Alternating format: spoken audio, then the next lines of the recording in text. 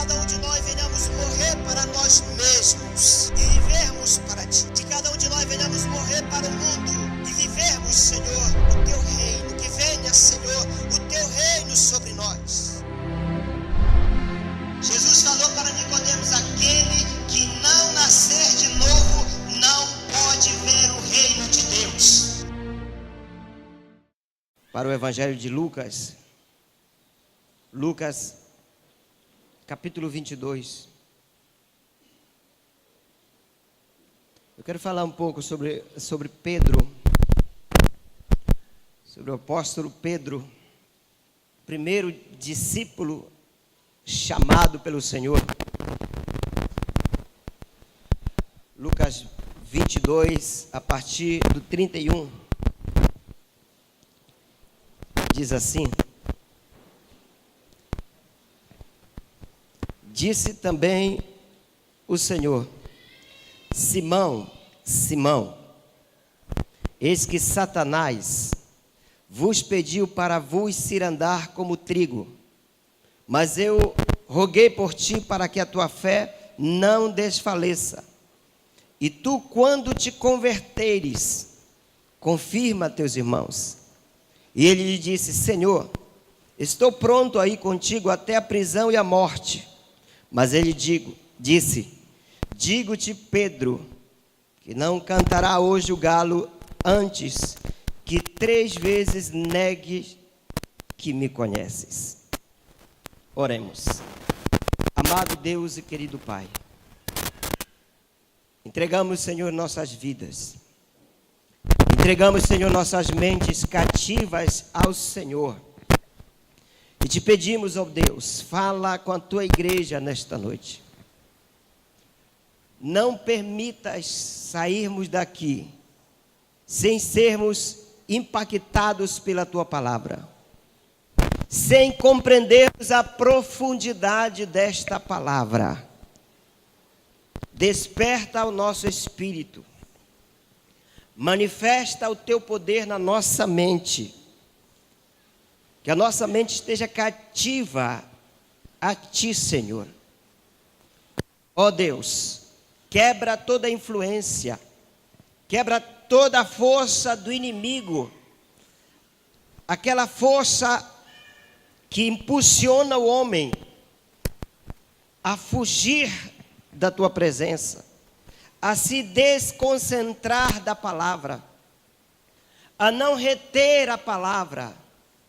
Senhor, nesta noite, quebra toda a força do inimigo, converte verdadeiramente corações para ti neste lugar, que o teu evangelho prevaleça contra todo pensamento humano, contra todo sofisma, contra toda fortaleza que se levanta nas mentes e que as tornam cativas do inimigo, cativas do engano, cativas da sedução.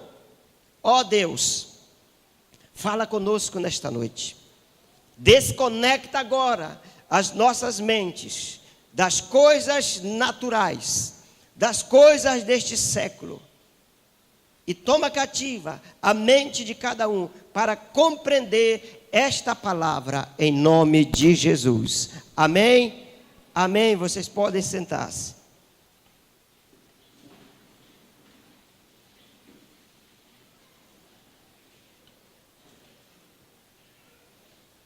Eu dei um título para esta mensagem.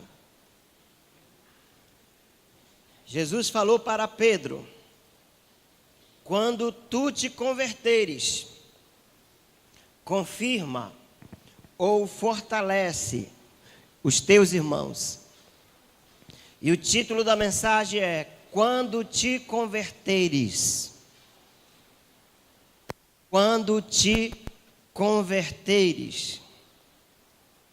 Você já é convertido? Amém? Não basta ter o título de discípulo de Jesus. Não basta ter qualquer outro título. Tem que nascer de novo. Tem que nascer de novo. Não basta ter 10, Quantos aqui tem mais de 10 anos de evangelho, andando com Jesus? Pode levantar a mão. Quantos tem mais de 15, de 20 anos?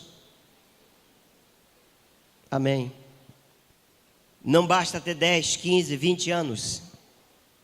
Tem que ser convertido. Porque é possível, meus irmãos, até mesmo andar com Jesus, testemunhar os seus milagres, contemplar o sobrenatural e ainda assim não ser convertido de verdade. Nós temos uma base aqui. Isso aconteceu com o apóstolo Pedro. Jesus disse a ele: quando tu te converteres, fortalece os teus irmãos. Esse quando é advérbio de tempo. Jesus disse para ele: quando chegar o tempo em que tu te converteres, quando chegar o tempo em que tu realmente mudares, tu ajuda os teus irmãos. Jesus está falando aqui para alguém que andou com ele aproximadamente 3 anos, de dia e de noite, que ele ainda não era convertido. E o que é essa conversão citada por Jesus? O que é que Jesus quer nos ensinar e nos dizer sobre conversão? Conversão não é algo assim tão simples como parece, meus irmãos. Não é. Antes de eu falar o que é conversão, eu quero falar o que ela não é. Conversão não é aderir a uma nova religião. Eu era católico, eu era espírita, eu era budista, eu era hinduísta, eu era muçulmano, agora eu sou crente, eu sou evangélico. Isso não representa muita coisa. Conversão não é frequentar uma comunidade cristã. Conversão não são obras de justiça. Conversão não são dons espirituais. Isso não é conversão. Conversão não é vir à frente, levantar as mãos na hora que o pastor faz o apelo e dizer: eu recebo Jesus como meu Senhor e Salvador, mas a vida não apresenta evidências dessa conversão. Isso também não significa que a pessoa se converteu. O que é, então, conversão? O que é se converter? Esta palavra vem do latim conversiones, que é um movimento circular, uma revolução, uma transformação, mudança. No grego esta palavra chama-se metanoia. Meta, algo que vem de cima. É uma mudança completa e radical no pensamento da pessoa e na vida prática dela. É uma mudança radical. Isso é conversão. Conversão, ela determina uma mudança de direção. Ela propõe uma mudança de sentido. Uma mudança drástica. Uma modificação. A pessoa está no trânsito dirigindo. Aí lá na frente tem um sinal. O sinal está verde. De repente esse sinal ele se converte para o vermelho. O amarelo chama a atenção que ele tem que parar, e o vermelho, ele pode vir em velocidade, mas ele tem que obedecer a essa sinalização. Ele tem que parar. Ou está lá a placa indicando dobrar à direita, dobrar à esquerda, retornar. Ele vai obedecer a esta sinalização. Se ele for fazer o retorno, ele vai retornar o veículo e vai haver então uma mudança drástica de direção. Ele vai mudar de sentido. Vai haver uma conversão. Então, é um retorno. A conversão é um retorno à aliança com Deus. Conversão é um retorno para Deus. É uma volta completa para o Senhor. E conversão lida com arrependimento. E o arrependimento, a transformação, sempre vem de dentro para fora.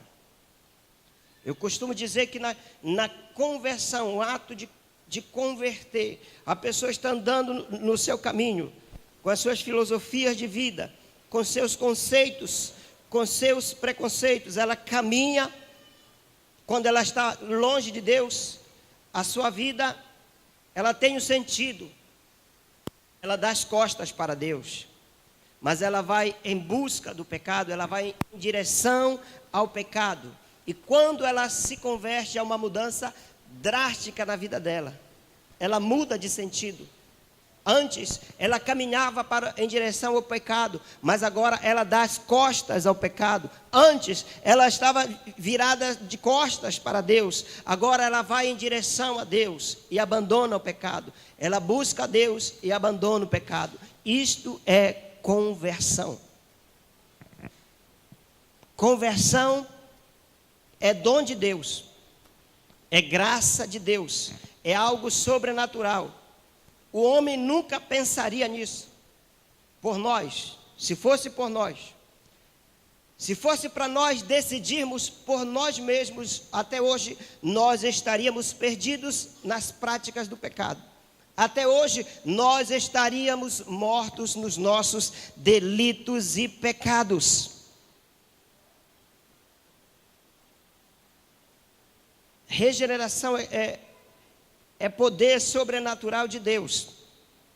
É Deus quem toma a iniciativa para salvar o homem. Você está aqui não porque você escolheu ser salvo, não porque você escolheu amar a Deus, mas a Bíblia diz que nós o amamos porque Ele nos amou primeiro.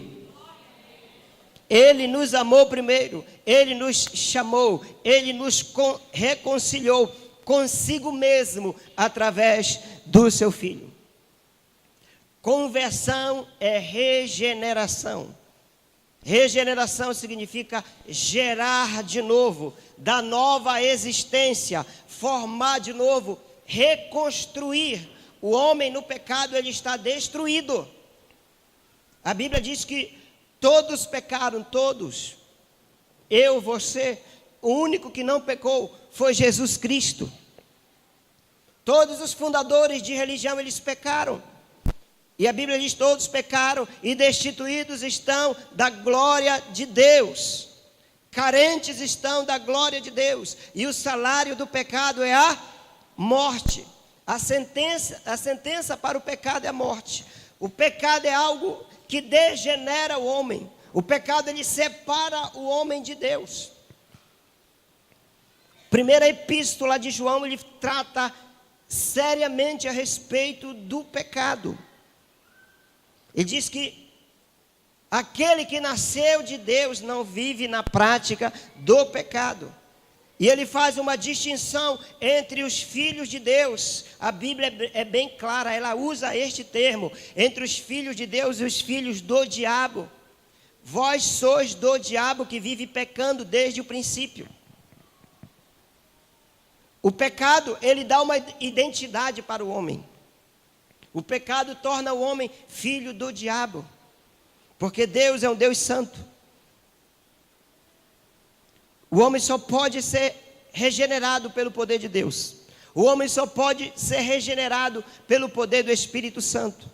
Por isso que religião não salva. Por isso que nenhuma religião não salva.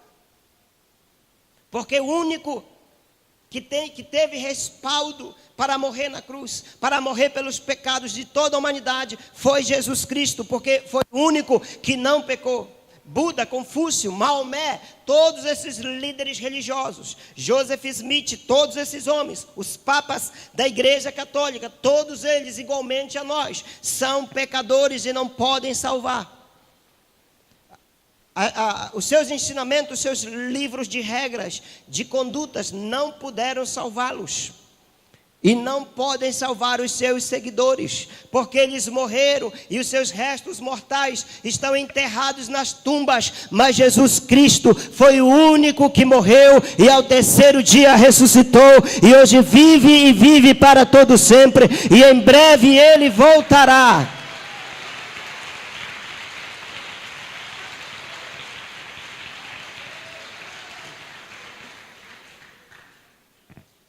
Então o homem precisa nascer de novo.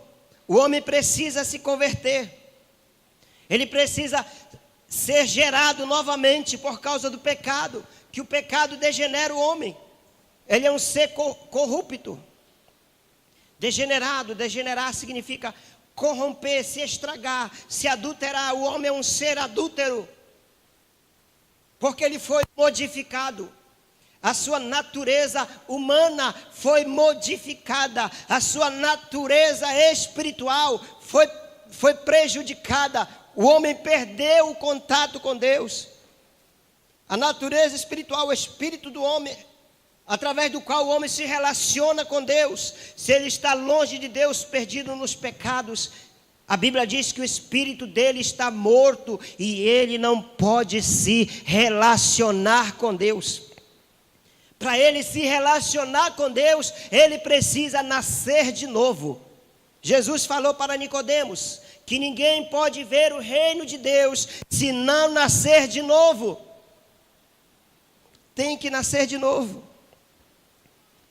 Por causa do pecado, o homem tornou-se uma criatura decaída, sentenciada à morte, sentenciada ao inferno, vivendo uma depravação total. E como consequência do pecado de Adão, toda a humanidade nasceu alienada de Deus. Muitos buscam a Deus de forma errada, por caminhos errados que não vão chegar a Deus. Porque a Bíblia diz que há um só caminho, o único caminho que nos leva de volta a Deus, e esse único caminho é Jesus. Os romanos na antiguidade diziam que todos os caminhos levavam a Roma. Mas o céu não é Roma. Há um único caminho que nos leva para o céu, e esse único caminho é Jesus Cristo. A Bíblia diz: aquele que tem o Filho tem a vida, aquele que não tem o Filho não tem a vida. Se você ainda não tem Jesus como seu Senhor e seu Salvador, a sua salvação está em perigo. Você está em perigo, porque só Jesus pode te levar para o céu. Não há um outro caminho. O homem, ele pode ser inteligente, ele pode ser fino, pode ser refinado, pode ser educado, pode ser bonito, a mulher pode ser bonita, mas a Bíblia diz que o seu coração é corrupto. Jesus chamava os fariseus por várias vezes. Ele censurou os fariseus, chamando-os de sepulcros caiados, porque por fora eram bonitos, eram como sepulturas pintadas com cal, tinham uma boa aparência por fora, mas por dentro estavam secos, estavam podres, eram como ossos podres, estavam mortos, sepulcros caiados. Essa é a situação do homem. Ele por fora pode ser bonito, mas por dentro, se a vida dele, se a natureza dele ainda não foi transformada pelo poder do Evangelho, pelo lavar renovador e regenerador do Espírito Santo, ele está nesta situação de sepulcro caiado. O pecado é tão grave e é tão poderoso que é a única forma de destruir a imagem de Deus na vida do homem. E ele precisa se converter. Ele precisa se arrepender. E arrependimento envolve conversão. Ou conversão envolve em arrependimento. Arrepender-se não é apenas confessar os seus pecados, é abandoná-los, é fugir deles, implica uma contrição de um sentimento de culpa, de vergonha, de dor, de quebrantamento por causa do pecado. Nós precisamos tratar sério com a questão do pecado na nossa vida. Nós não podemos brincar com o pecado. Porque o pecado, ele nos separa de Deus. O pecado, ele nos afasta de Deus. E a única coisa que torna o homem em nova criatura, em um ser regenerado, reconstruído, por causa deste pecado que o destruiu, é a ação do poder do Espírito Santo e da palavra de Deus. O arrependimento torna a pessoa em nova criatura. Por isso que Jesus, ele trata com muita seriedade esta questão do pecado. É por isso que Jesus constantemente nos evangelhos fala da necessidade da conversão. Jesus disse em Mateus 18:3: em verdade vos digo, que se não vos converterdes e não vos tornardes como crianças, de modo algum entrareis no reino dos céus. Está aí para vocês lerem. Mateus 18:3.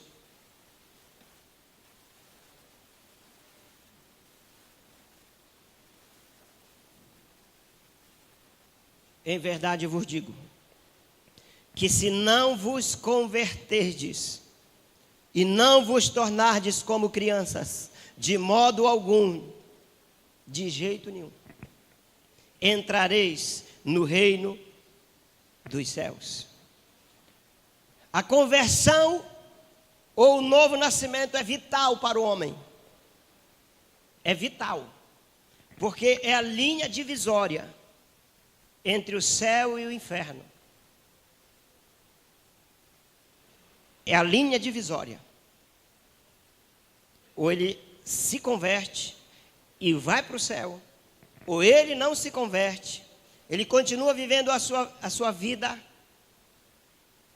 e no final ele será sentenciado ao inferno. Esta é a verdade. Jesus diz que o homem precisa se tornar como criança. Por que Jesus usa esta figura de criança? As crianças nos ensinam muita coisa. As crianças nos ensinam a simplicidade, a inocência, a confiança, a dependência. Crianças são simples. Crianças são inocentes, crianças não veem mal. Pode estar fazendo mal ali contra ela, mas ela não vê mal. Pode brigar com ela, mas depois ela está lá te abraçando. Depois ela está lá rindo para ti novamente. Ela nos ensina uma lição de confiança. As crianças confiam e dependem totalmente dos seus pais. E Deus está dizendo para nós sermos simples, para nós termos uma vida de inocência, uma vida de santidade. Lançar fora toda a culpa. Jesus disse para nós sermos como crianças, para nós confiarmos inteiramente em Deus, para nós dependermos inteiramente de Deus, assim como uma criança depende de um adulto, assim como um filho depende do seu pai. A criança, ela tem abertura para aprender a amadurecer. A criança, quando ela nasce, ela é apresentada como uma folha branca, como uma tábula rasa, que nós vamos imprimindo nela ensinamentos. Elas vão crescendo com as experiências. Elas estão abertas para aprender. Elas estão abertas para o novo, para receber instrução. E o cristão tem que ser assim. Tem que ser ensinável. Tem que ser educável. Tem que buscar o amadurecimento.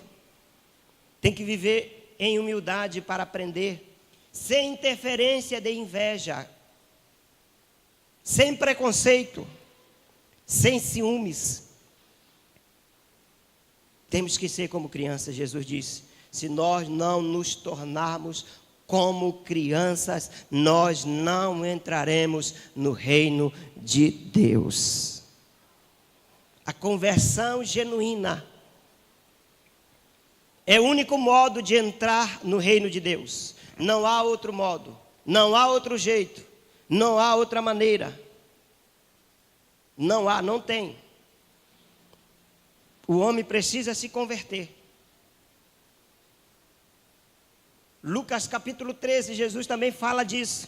Ele disse: se vós não vos converterdes, ireis morrer todos do mesmo modo. Ele falava num contexto em que houve um acidente lá na torre de Siloé, que a torre caiu e várias pessoas morreram. E as pessoas chegaram com Jesus e perguntaram: Senhor, por que eles morreram? O pecado foi dos pais deles ou o pecado foram deles? Jesus disse: nem de um nem de outro. Se vós não vos converterdes, ireis todos morrer do mesmo modo. O salmista diz que se o homem não se converter, Deus afiará a espada contra ele, e a espada de Deus já está afiada.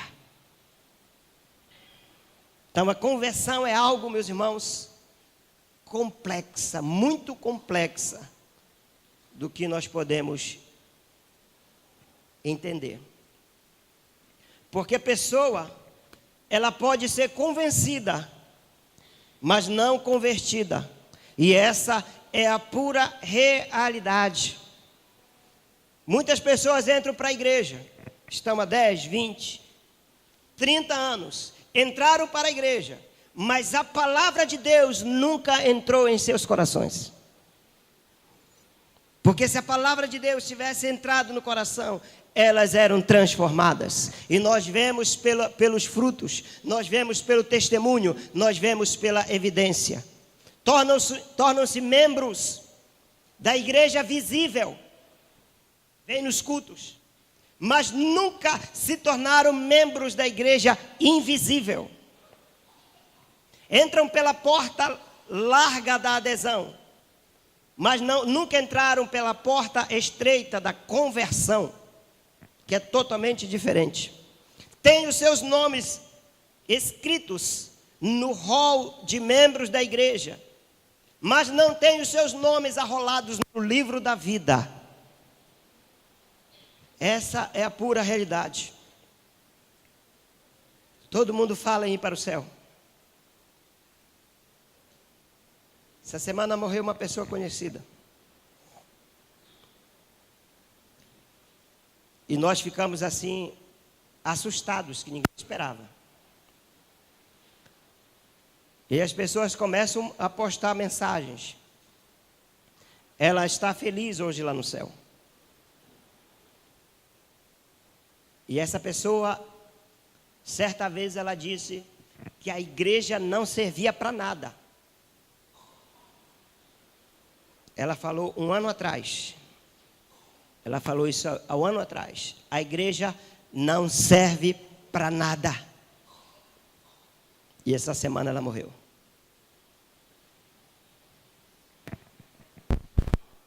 Se não se converteu, não sei o que aconteceu no momento da morte dela. Não sei se ela confessou Jesus ali e se arrependeu. Não sei. Mas se não se arrependeu, não tem outro caminho. É o inferno. Não tem outro caminho. É o inferno. E as pessoas acham que todo mundo que morre vai para o céu. Não vai para o céu. Eu preguei aqui, eu falei sobre o inferno. E eu disse para vocês que o inferno é necessário. Há uma necessidade da existência do inferno. Porque se não existisse o inferno, todos iriam para o mesmo lugar. E seria inconcebível nós compreendermos um Deus santo, um Deus puro, um Deus justo, um Deus reto, levar para o mesmo lugar pessoas boas e pessoas más. pessoas pecadoras e profanas, pessoas justas e pessoas injustas, culpados e inocentes.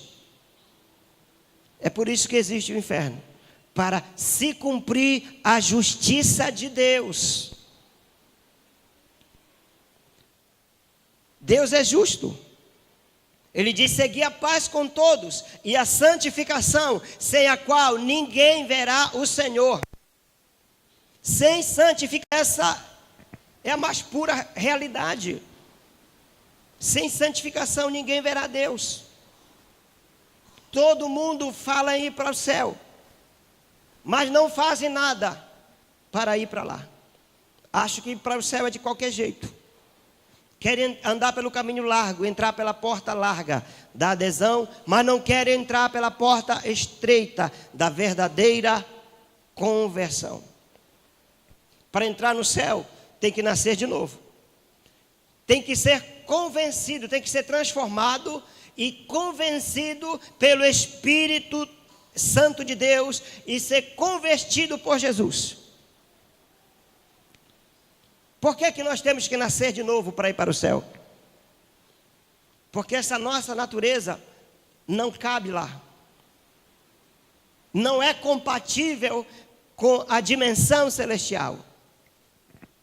Assim como nós precisamos de um corpo para vir para esta dimensão, assim como Jesus precisou de um corpo e nascer semelhante a nós, para ele viver na nossa dimensão, para ele voltar para lá, ele precisou morrer, ele precisou ressuscitar, para ele entrar novamente na dimensão celestial. Assim também o homem, ele precisa nascer de novo, porque ao nascer de novo, e através da simbologia do batismo, ele está morrendo com Cristo, sepultando seus pecados e ressuscitando para uma nova criatura.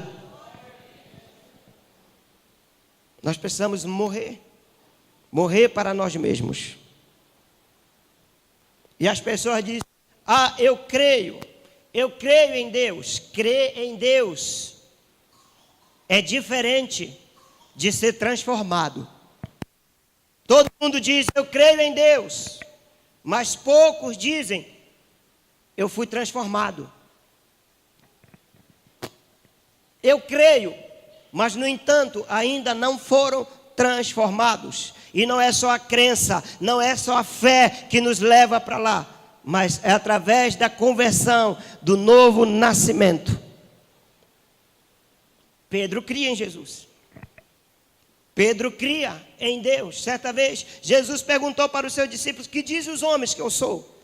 Aí uns responderam: uns dizem que é João Batista, outros dizem que tu és Elias. E Jesus perguntou: e vós, que dizeis que eu sou? Aí Pedro se levantou e disse: tu és o Cristo, o Filho do Deus vivo.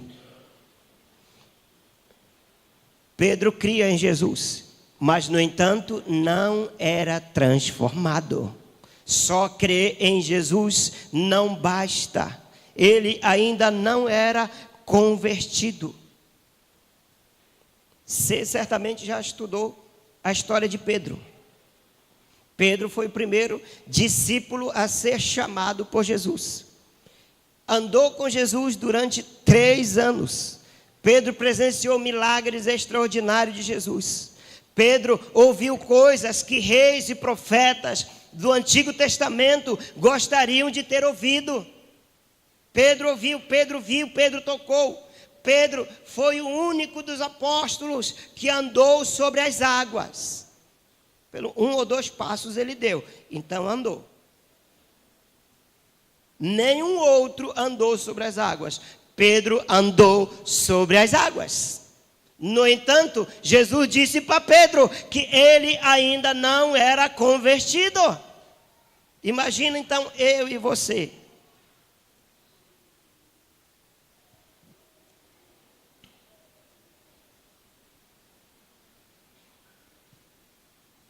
Você já andou sobre as águas? Andou? Não, né? Provavelmente também não andará. Pedro andou. No entanto, Jesus disse que ele não era convertido. Porque não basta operar milagres, não basta presenciar milagres, tem que nascer de novo. Pedro ficou surpreso quando ele ouviu de Jesus: quando te converteres. Imagina o susto. Como assim, Senhor? Eu estou contigo há 3 anos, eu ando contigo há 3 anos, eu estou andando contigo. Eu já andei sobre as águas, eu já vi o Senhor ser transfigurado no monte, eu já vi o Senhor operar maravilhas. Eu faço parte do grupo seleto que anda contigo, eu, Tiago e João. É impossível não ser convertido. Quem estava falando isso era Jesus. Não era João que estava dizendo: olha, Pedro, tu precisa te converter. Não era Tiago, não era André que estava dizendo para Pedro: vai te converter, Pedro. Não era quando Pedro estava lá na canoa e ele tirava a roupa, ficava nu entre os seus companheiros de discipulado. E Jesus chega e encontra ele nu, e ele tem que cair na água, ele tem que se esconder, porque ele ainda era carnal. Não foi nesses momentos que os seus companheiros de discipulado disseram: olha, Pedro, vai te converter. Foi o próprio Jesus que disse.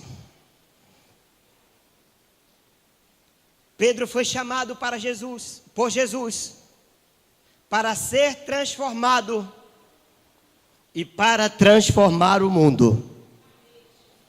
Mas Pedro só poderia transformar o mundo depois que ele fosse transformado. Porque crente transformado, ele leva pessoas para Jesus e não as afasta de Jesus. Tem gente com 20 anos de igreja, nunca pregou o evangelho para sua família. Nunca abriu a boca no meio da sua família para pregar o evangelho. E ainda querem discutir a respeito da palavra. Não são convertidos. Jesus disse: aquele que comigo não ajunta, espalha.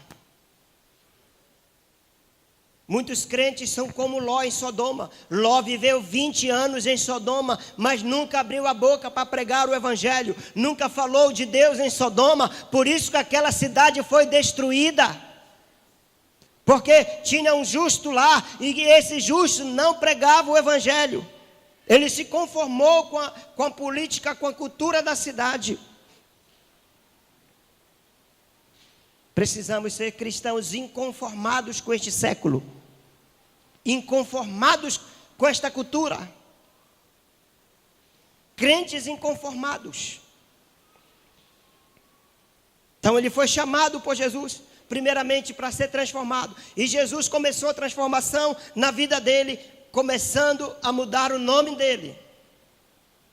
Simão. Simão significa um caniço, uma vara verde, alguém que é instável. Ele precisava ser transformado em uma rocha. Para ele ser usado por Deus, ele precisava ser transformado em uma rocha. E Jesus mudou o nome dele. Jesus diz: tu és Simão, filho de Jonas, tu serás chamado Cefas. Cefas significa Pedro, que significa rocha. Petros, sólido, consistente. O desejo de Deus é que os crentes eles cheguem ao amadurecimento e se tornem crentes sólidos, crentes consistentes, convertidos, amadurecidos.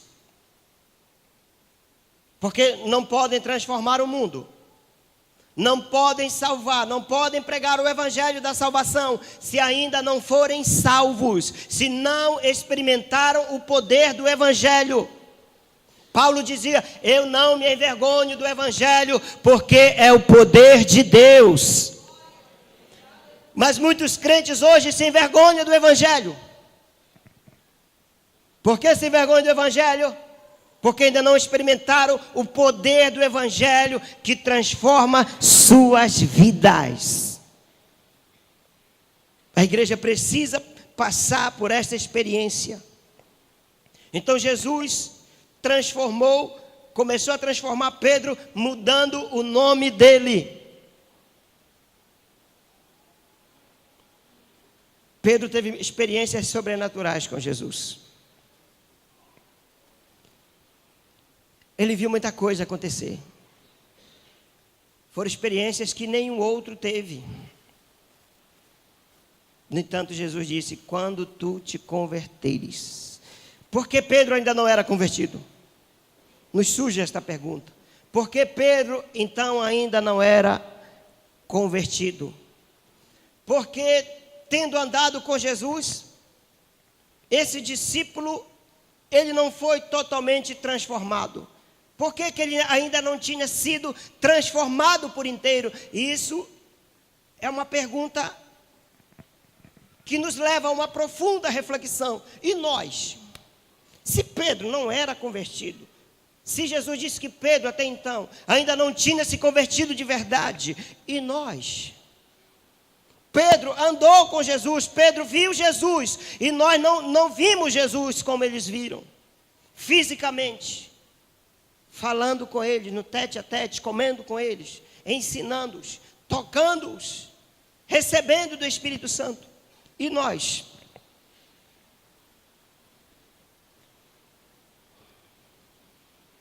Quais evidências de que Pedro ainda não era convertido?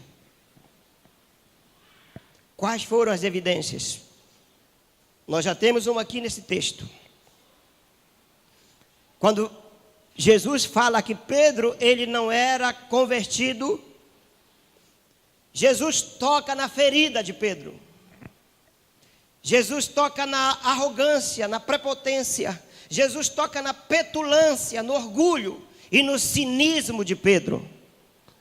Jesus diz: quando tu te converteres. Aí Pedro vira para Jesus e diz: Senhor, eu estou pronto. Para lá. Jesus diz que não é. E o cara diz que é.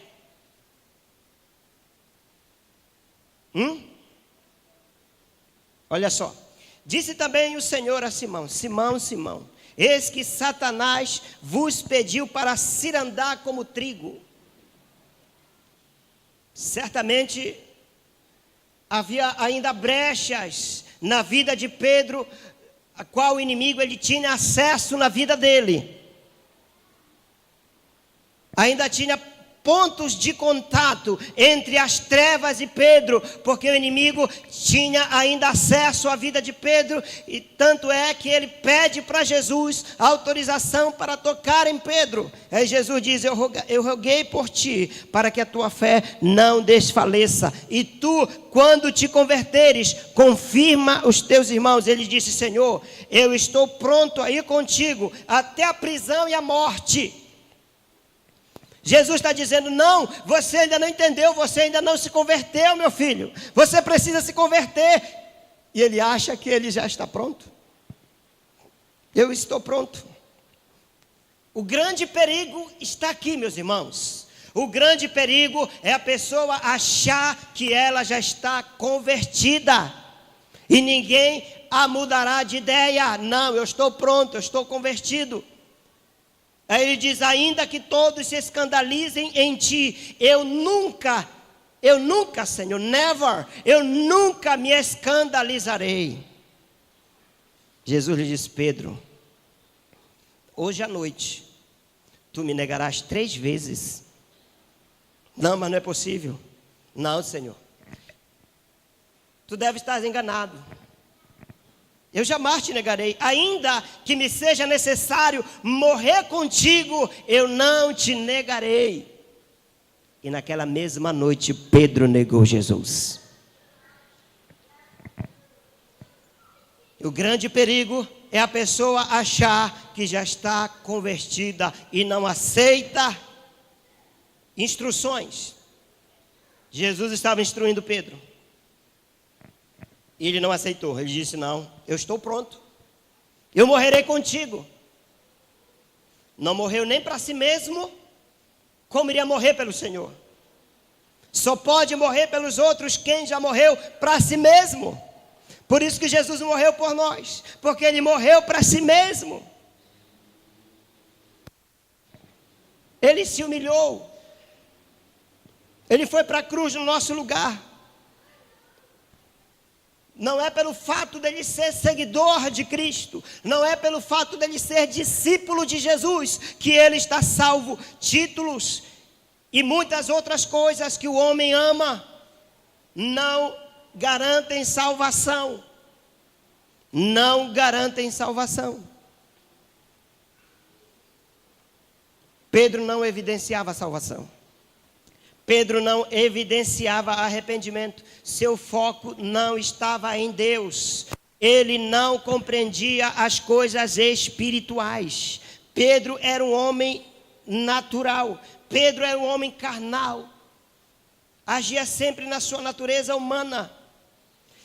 Certa vez ele foi duramente repreendido pelo Senhor. Jesus sabia da sua missão, e a missão de Jesus seria vir para este mundo e morrer na cruz por toda a humanidade. Ele sabia, conhecia a sua identidade, ele sabia qual era a sua missão. E certa vez ele disse para os seus discípulos que eles tinham que passar por Jerusalém, e Pedro se levanta e diz: não, Senhor, longe de ti que aconteça isso, longe de ti que tu morras. Jesus disse: para trás, Satanás. Jesus chamou Pedro de Satanás, porque Pedro dava brechas ainda. Satanás ainda tinha acesso na vida de Pedro, ele ainda tinha pontos de contato com Satanás. Jesus disse: arreda de mim, Satanás, para que me serve de escândalo, porque não estás pensando nas coisas que são de Deus, mas sim nas que são dos homens. Quem nasce de novo tem a mente de Cristo. Quem nasce de novo entende as coisas de Deus. Quem nasce de novo entende as coisas do seu tempo, aquilo que está acontecendo ao seu redor. E Pedro não entendia o que estava acontecendo ao seu redor. Ele não compreendia que Cristo teria que morrer e ressuscitar para que nós tivéssemos vida. E muitos são como Pedro no dia de hoje, não estão fazendo uma leitura ao seu redor. O que é que está acontecendo com a humanidade? Qual é o evento na agenda de Deus que pode acontecer a qualquer momento? Muitos estão desligados. Muitos crentes estão anestesiados com as coisas do mundo e que não estão apercebidos o perigo que estão enfrentando. Pedro estava assim, cogitava das coisas da terra, porque ele não estava focado em Deus.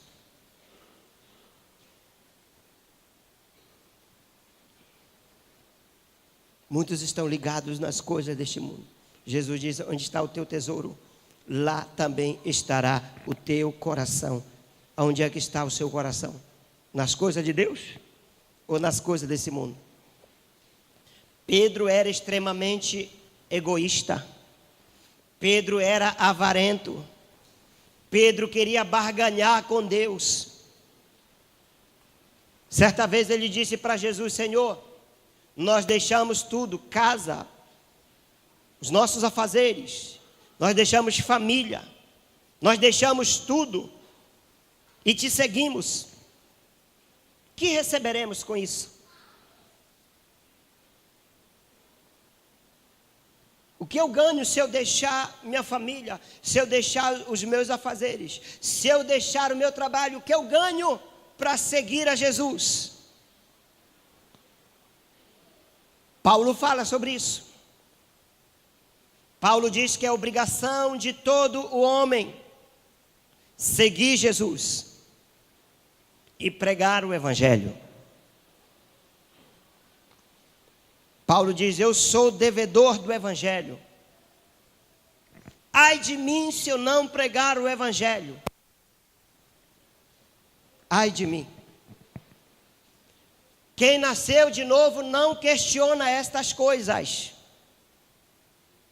Quem nasceu de novo não barganha bênçãos materiais com Deus. Nós não fomos chamados por Deus para barganharmos bênçãos materiais. Nós fomos chamados por Deus para nos convertermos e nos convertermos de verdade. E muitos estão correndo atrás de bênçãos materiais. Bênçãos materiais. Tudo que nós conquistamos aqui, nós vamos deixar aqui mesmo.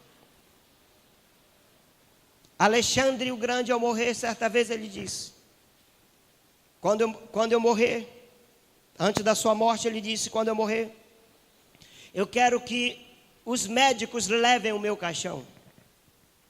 Eu quero que vocês peguem todos os meus bens e espalhem nas ruas, no féretro. E eu quero que vocês deixem as minhas 2 mãos para fora do caixão. As pessoas perguntaram, por quê? Qual o significado disso? Ele disse, eu quero que os médicos carreguem o meu caixão, para eles terem a certeza que a medicina não pode fazer nada pela vida do homem. Diante da morte, a medicina e a ciência não têm nenhum poder. E os bens materiais, por que você quer que nós espalhemos nas ruas? Para que todos saibam que as coisas materiais não podem nos acompanhar, elas ficam para trás.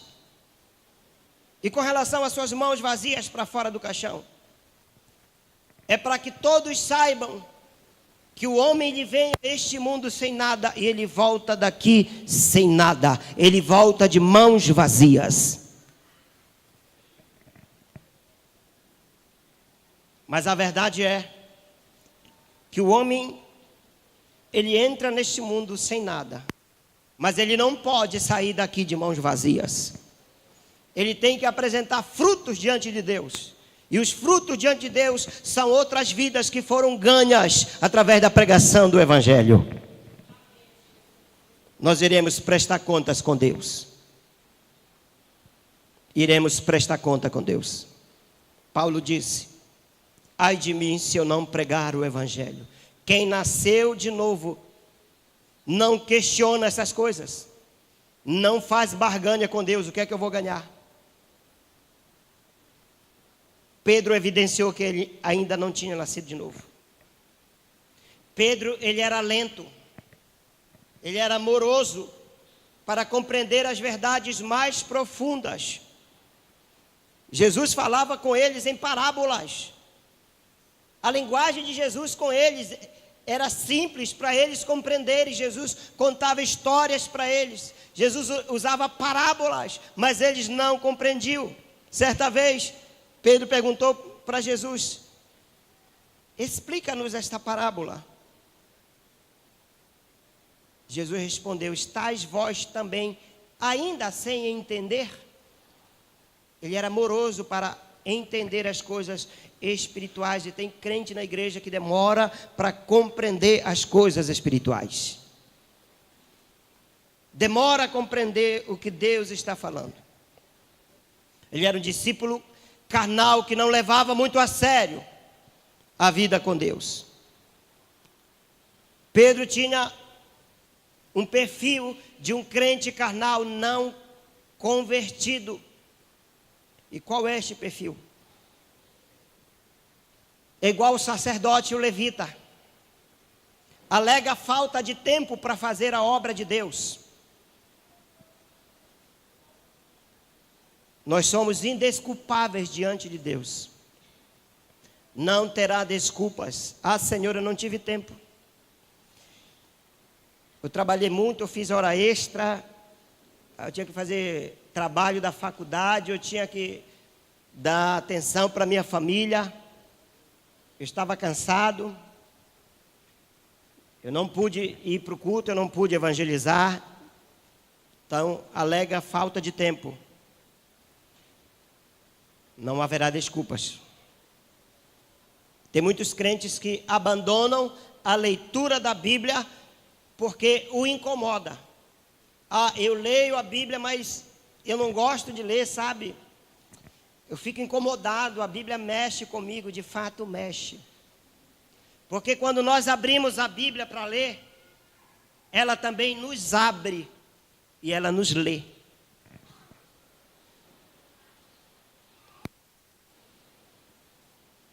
Prioriza qualquer coisa em detrimento à parte espiritual. Quem ainda não nasceu de novo vai priorizar qualquer coisa em detrimento à parte espiritual.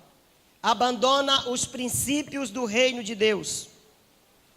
Contradiz as Escrituras na tentativa de justificar-se para não ser transformado.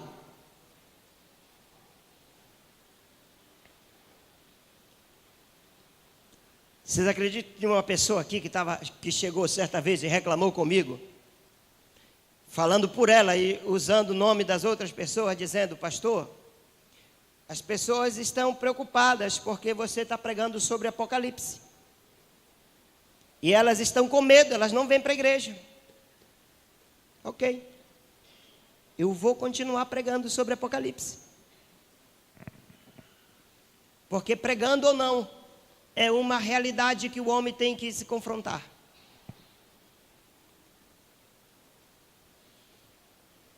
É igual o filme que eu estava comentando hoje pela manhã aqui. Assista o filme. O céu é real. O pastor quase é expulso da igreja porque começou a pregar a respeito do céu. Sobre a realidade do céu. Assistiu, né?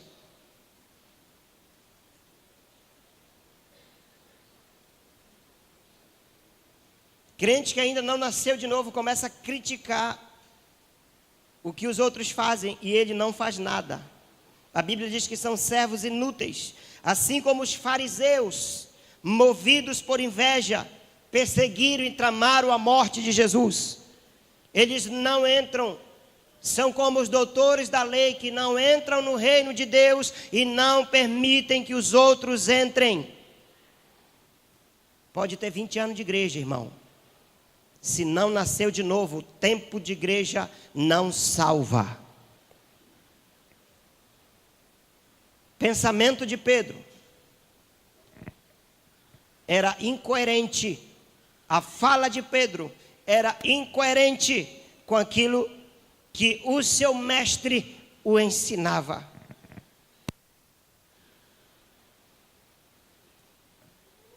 Muitos crentes ainda vivem de picuinhas. Qualquer coisa, o irmão não falou comigo. Eu não vou para a igreja porque o irmão passou do meu lado e não falou comigo. Você vai dar essa justificativa lá para Deus? Você vai dar essa justificativa? Chegar diante de Deus e vai perguntar e você vai dar essa justificativa porque o fulano não falou comigo.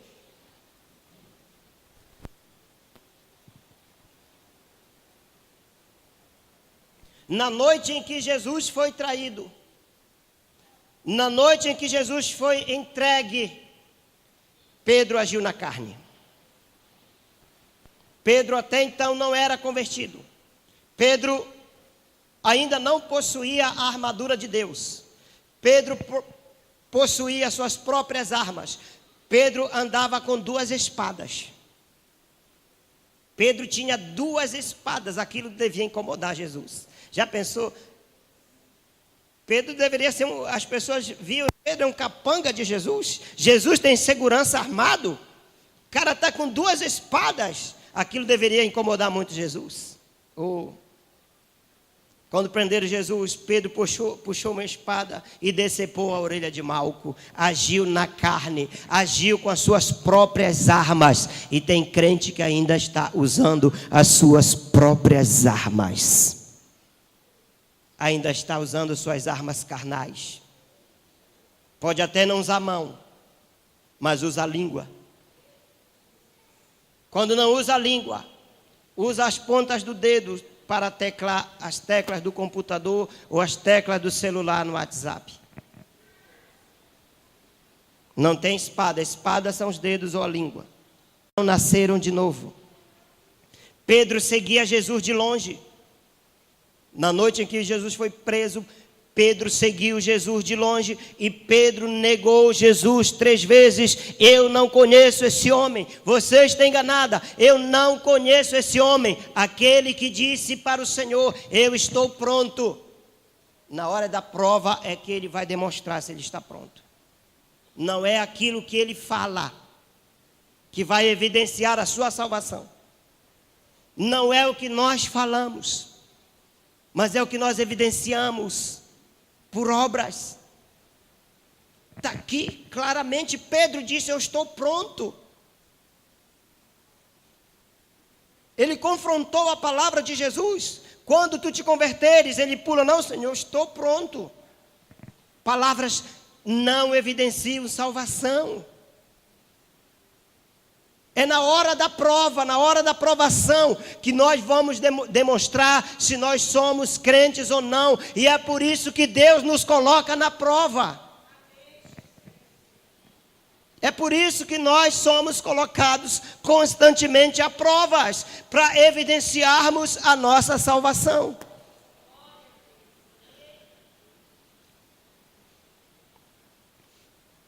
No momento da crise, ele não sabia realmente quem ele era. As pessoas sabiam quem ele era. A criada falou: eu te conheço, tu és seguidor de Jesus, tu és um dos discípulos de Jesus. Ela está dizendo: tu és discípulo de Jesus. Ele pula e diz: não, eu não conheço esse homem. Ele não tinha identidade, ele não sabia quem ele era. Muitos crentes não sabem quem são.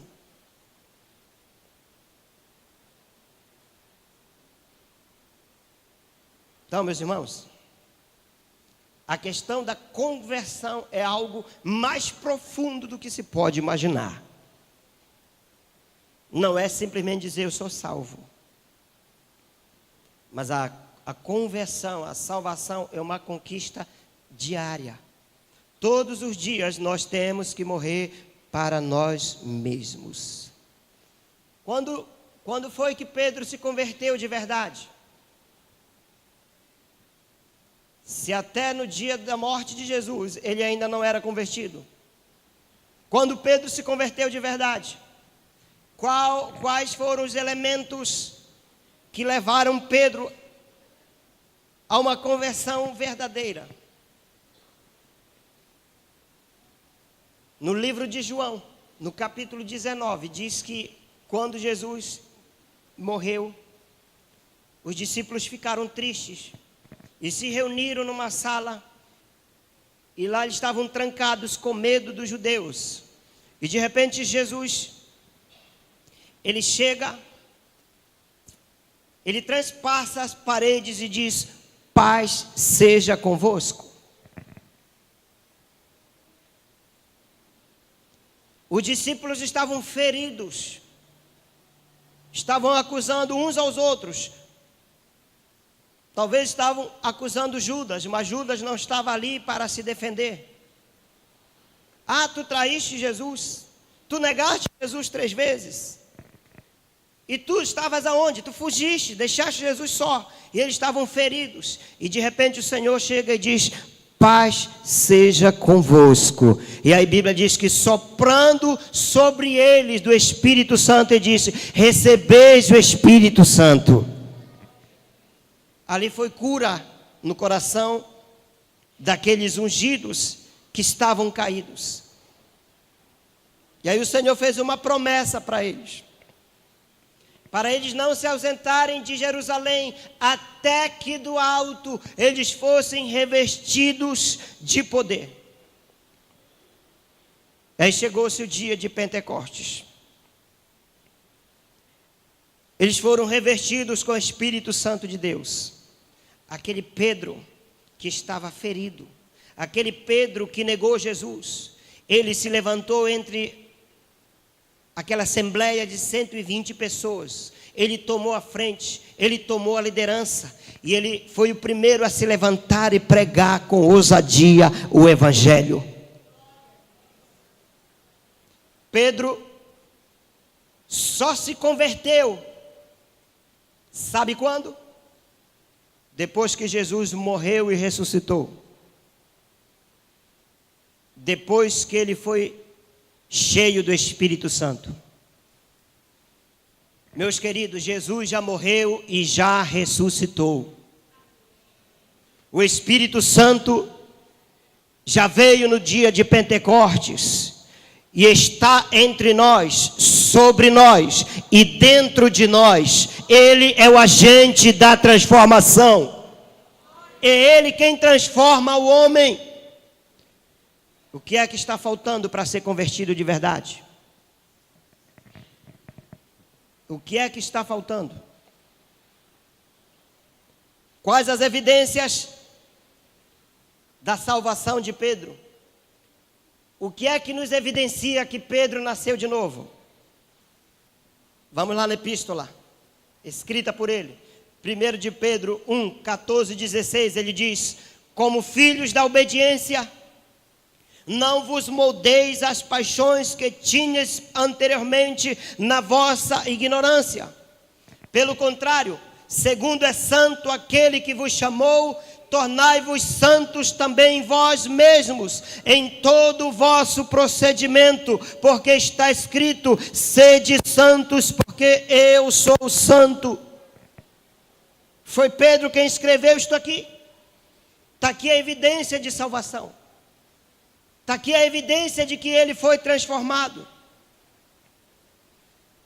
Ainda na primeira epístola, no capítulo 2, a partir do verso 1, ele diz: despojando-vos, portanto, de toda maldade e dolo, de hipocrisias e de inveja, e de toda sorte de maledicências, desejai ardentemente, como crianças recém-nascidas, o genuíno leite espiritual, para que por ele vos seja dado crescimento para a salvação. Ele está dizendo: desejai a palavra, porque através da palavra, o genuíno leite espiritual, para que por eles vos seja dado o crescimento, o amadurecimento para a salvação, o nascer de novo, a regeneração para uma nova vida em Cristo. Só depois que Pedro foi transformado, ele disse: se alimentem da palavra. Porque a palavra é quem vai dar crescimento, a palavra é quem vos levará ao amadurecimento.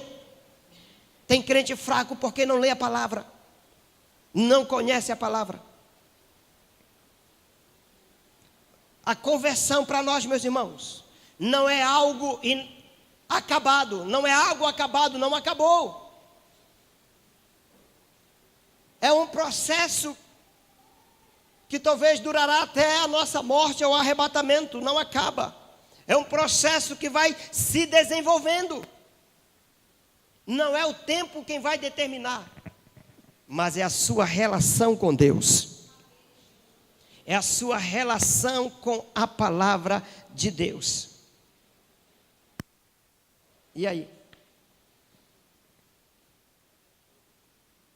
Quando tu te converteres, já somos convertidos? Já damos evidências?